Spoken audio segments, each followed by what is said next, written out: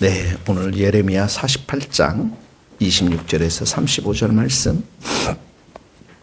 예레미야 48장 26절 다 같이 한 목소리로 읽겠습니다. 예레미야 48장 26절입니다. 15일 목요일입니다. 모압으로 취하게 할지어다. 이는 그가 여호와에 대하여 교만함이라. 그가 그 토한 것의 뒹굴므로 조롱거리가 되리로다. 내가 이스라엘을 조롱하지 아니하였느냐? 그가 도둑 가운데서 발견되었느냐? 내가 그를 말할 때마다 내 머리를 흔드는도다.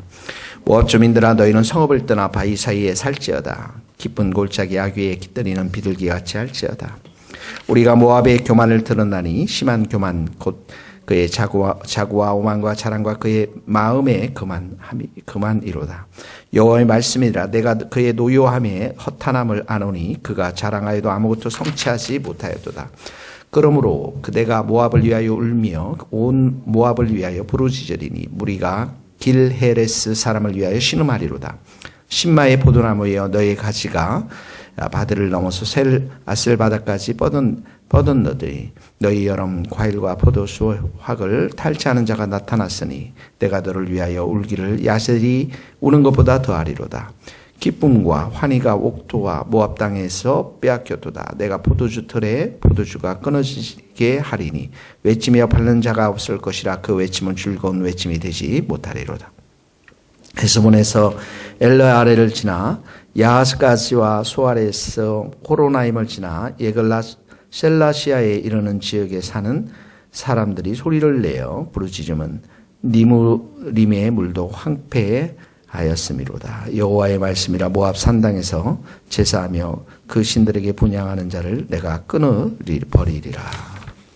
계속해서 이제 모압에 대한 하나님의 심판인데요. 26절에 보니까 그가 여기 모압으로 취하게 할지어다. 그러니까 하나님의 진노의 포도주 잔을 마시게 하라, 이런 말이에요. 심판을 당할 것이다, 이런 말입니다. 왜냐하면 그가 여호와에 대하여 교만함이라. 자, 하나님에 대해서 교만한 거. 이들의 교만이 굉장히 심했던 것 같아요. 29절에 보면 모압의 교만함을 들었나니 심한 교만, 자고, 스스로 높이는 걸 말하죠. 오만함, 자랑, 자기 자랑을 말하는 그 마음에 거만함이로다. 그러니까 교만 중에 교만이, 여기 있는 교만, 자고, 오만, 이런 단어들이 여러 개가 이렇게 겹쳐 있는 것들을 보면 모압이 교만 중에 교만한 나라, 돌이킬 수 없는 교만함이 교만 중에 왕, 뭐 이렇게 이런 나라가 바로 모압의 나라가 아닌가 생각이 듭니다. 31절에 보세요. 보면은 그러므로 내가 모압을 위하여 울며 온 모압을 위하여 부르짖으니, 이 내가가 누굽니까? 하나님이거든요. 그러니까 하나님이 교만한 자를 향해서 탄식하며 눈물 흘리는 장면이 여기에 나오고 있습니다. 그러니까 교만한 자들에게 하나님께서는 한편으로는 이렇게 눈물을 흘리며 기도하지만 또 한편으로는 어떻게 해요? 심판을 할 수밖에 없겠죠.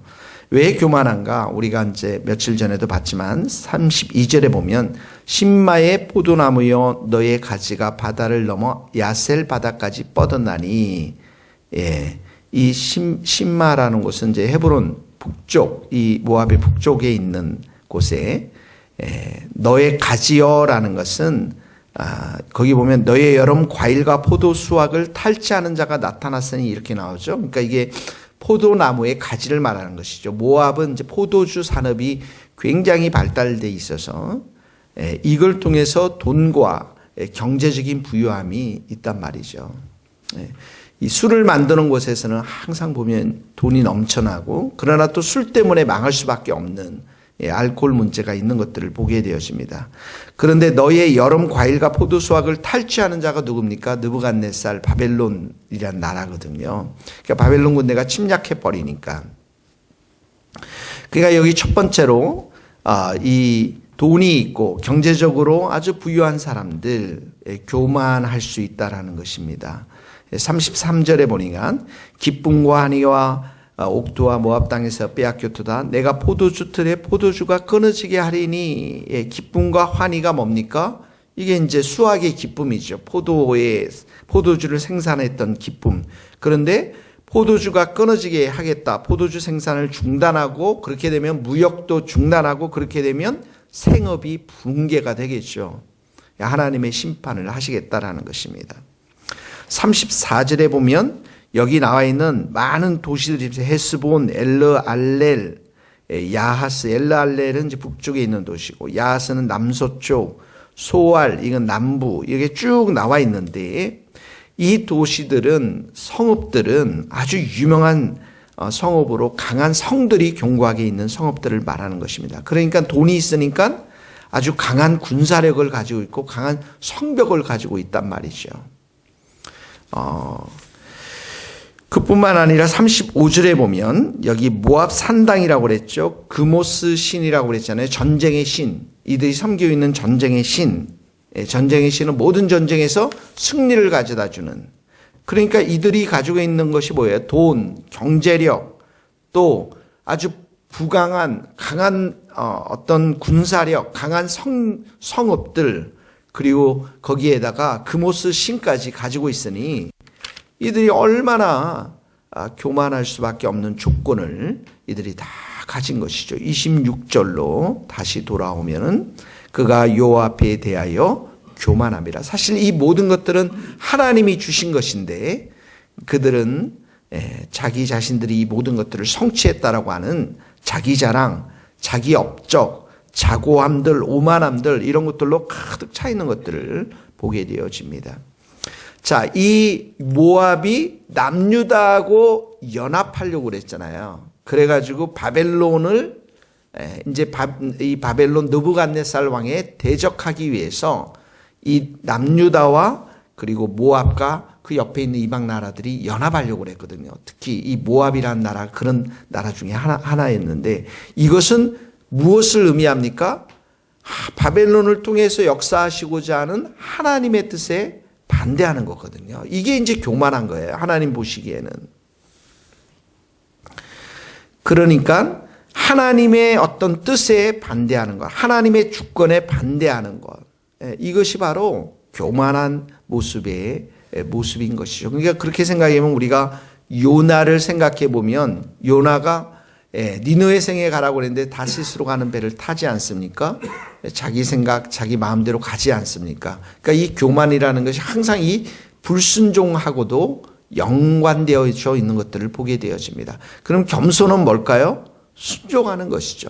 순종. 그러니까 예수님을 모습을 보면 빌립보서 2장 5절에도 너희 안에 이 마음을 품어라 곧 그리스도 예수의 마음이니 이렇게 하면서 그가 하나님의 본체시지만 종의 형체를 가졌고 죽기까지 복종했고 순종했다라는 말씀이 나오지 않습니까? 그러니까 거기 겸손은 하나님의 뜻에 순종한 예수님의 모습을 볼 수가 있는 것입니다. 자, 26절 말씀 오늘 적용해 보세요. 그가 여호와에 대하여 교만했다. 하나님의 뜻에 대해서, 하나님의 주권에 대해서 내가 순종하고 겸손하게 받아들여야 될 것은 무엇인지 여러분들이 적용해 보시기를 바랍니다. 자, 27절은 26절은 하나님과의 우리의 관계 속에서 모압이 교만한 것, 이걸 통해서 하나님의 심판이 왔음을 보는데 27절은 사람들과의 관계 속에서도 교만한 것들을 보게 되었습니다. 내가 이스라엘을 조롱하지 아니하였느냐. 그가 도둑 가운데에서 발견되었느냐. 이스라엘이 도둑질하다가 도둑 가운데서 발견되었느냐, 잡히지 않았느냐. 내가 그를 말할 때마다 내 머리를 흔드는도다. 머리를 흔든다라는 것이 조롱하고 무시한다라는 그 뜻이잖아요. 그러니까 하나님과의 관계 속에서 교만하니까 이스라엘 백성이 BC 586년, 587년에 이제 망하지 않습니까? 남유다가. 그런 남유다가 망하는 모습들을 보면서 조롱하고 무시하는 것입니다. 그 당시 남유다, 이 모압에 비해서 약하고 또 가난한 나라였는데 그러한 나라의 망하는 것들을 보면서 이 모압이 사실은 이스라엘 아브라함의 후손인데도 불구하고 이렇게 무시하고 조롱했던 것들을 보게 되어집니다. 그러니까 하나님 앞에서 내가 교만하면 사람들과의 관계 속에서도 우리는 조롱하고 무시하는 그런 모습들이 우리 안에 있는 것들을 보게 되어집니다. 자, 오늘 두 번째 적용의 말씀은 우리의 약한 자들, 우리 어려움, 우리의 옆에 있는 어려운 이웃들, 또 우리의 연약한 자들, 내가 충분히 조롱할 수 있고 무시하며 살아왔던 사람들이 누구인가를 우리가 좀 바라보면서 생각해 보면서 오늘 하루 그런 분들을 우리가 귀하게 여기며 존귀하게 존대함으로 대했으면 좋겠습니다. 그것이 우리 가족이 될 수가 있고 부부 사이에 될 수도 있고 우리 성도들 사이에서도 될 수가 있고 또 우리가 만나는 우리 이웃들에게 내가 조롱하고 혹시 무시하는 사람이 있다면 그 사람들을 좀 생각하면서 오늘 내가 그것을 회개하고 귀하게 여기고 섬기는 그런 하루가 되었으면 좋겠습니다. 예수님도 겸손한 삶을 사셨기 때문에 그 안에 부자 삭개오도 수용하고 가난한 나사로도 그가 섬기고 사랑했고 또 나병 환자도 그가 사랑했지만 백부장도 사랑하고 섬기는 그래서 예수님 품 안에 가난하고 죄인되고 또 부자이고 세리고 모든 사람들을 포함하고 모든 사람들을 사랑하고 섬겼던 것들을 보게 되었습니다. 오늘 우리 두 번째 적용은 우리도 내가 조롱하는 사람, 무시하는 사람이 없는지 우리 자신을 돌아보며 그들을 귀하게 섬기는 우리 모습이 될 수 있기를 예수님의 이름으로 축복합니다. 기도하시겠습니다. 하나님 아버지, 오늘 우리가 참 여호와에 대해서 하나님에 대해서 교만하게 살았던 이 모압의 나라에 대해서 배웠습니다. 우리의 삶을 주님께서 보혈로 덮어주시고 우리가 겸손한 삶을 살아갈 수 있도록 은혜를 베풀어 주시고 하나님 앞에서 겸손하여서 하나님의 뜻에 하나님의 말씀 앞에 순종할 뿐만 아니라 또한 우리가 만나는 모든 사람들에게 조롱하지 아니하고 무시하지 아니하고 그들을 존귀하게 여기며 사랑하며 축복하며 섬기는 특별히 연약하고 가난한 자들을 잘 섬길 수 있는 그런 겸손한 마음을 우리 가운데 부어 주시옵소서. 예수님의 이름으로 기도하오며 지금은 우리 주 예수 그리스도의 은혜와 하나님의 크신 사랑과 성령님의 교통하심이 우리 모든 성도들, 선교사님들, 이 나라의 민족과 북한 땅과 스코틀랜드 땅 위에 이제로부터 영원토록 함께 하시기를 간절히 축원하옵나이다. 아멘.